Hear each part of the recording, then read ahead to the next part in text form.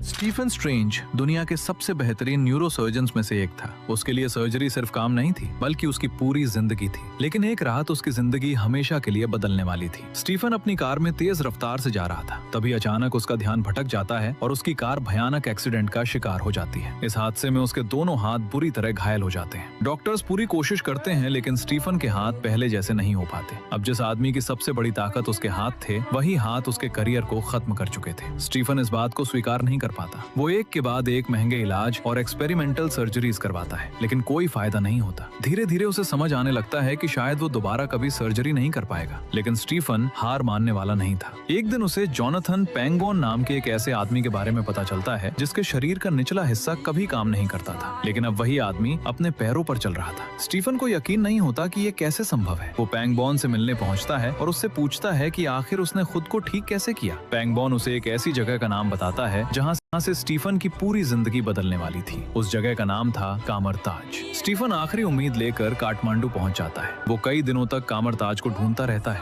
आखिरकार उसकी मुलाकात काल मोडो से होती है, जो उसे कामरताज के अंदर ले जाता है। वहाँ स्टीफन की मुलाकात होती है एंशिएंट वन से। स्टीफन को लगता है कि शायद यही वो इंसान है जो उसके हाथ ठीक कर सकती है, लेकिन एंशिएंट वन उसे देखकर तुरंत समझ जाती है कि स्टीफन के अंदर बहुत ज्यादा ईगो है। वो स्टीफन को मैजिक और दूसरी डायमेंशंस के बारे में बताती है, लेकिन स्टीफन इन सब बातों को बकवास समझता है। तभी एंशिएंट वन उसे अपनी असली ताकत दिखाती है। वो स्टीफन को उसके शरीर से अलग करके एस्ट्रल डायमेंशन का अनुभव कराती है। स्टीफन की आंखों के सामने ऐसी दुनिया खुल जाती है जिसकी उसने कभी कल्पना भी नहीं की थी। उसे दूसरी डायमेंशंस दिखाई देती हैं और पहली बार उसे एहसास होता है कि दुनिया उसके सोचने से कहीं ज्यादा बड़ी है। अब स्टीफन एंशिएंट वन से उसे सिखाने की रिक्वेस्ट करता है, लेकिन एंशिएंट वन उसे साफ मना कर देती है। वो कहती है कि स्टीफन अभी इस ज्ञान के लिए तैयार नहीं है। स्टीफन गुस्से में बहस करता है और मैजिक को मानने से इनकार कर देता है। उसे साफ मना कर देती है। वो कहती है कि स्टीफन अभी इस ज्ञान के लिए तैयार नहीं है। स्टीफन गुस्से में बहस करता है और मैजिक को मानने से इनकार कर देता है। एंशिएंट वन आखिरकार उसे कामरताज से बाहर निकाल देती है, लेकिन स्टीफन जाने वाला नहीं था। उसके पास वापस लौटने के लिए कुछ नहीं बचा था। वो कामरताज के बाहर बैठकर इंतजार करता रहता है। घंटे बीत जाते हैं, लेकिन स्टीफन वहाँ से नहीं उठता। आखिरकार एंशिएंट वन समझ जाती है कि इस आदमी के अंदर कितना डिटर्मिनेशन है, और यही वो पल था जब स्टीफन स्ट्रेंज की जिंदगी का सबसे बड़ा चैप्टर शुरू होने वाला था, क्योंकि अब उसे सिर्फ अपने हाथ ठीक करने के लिए नहीं,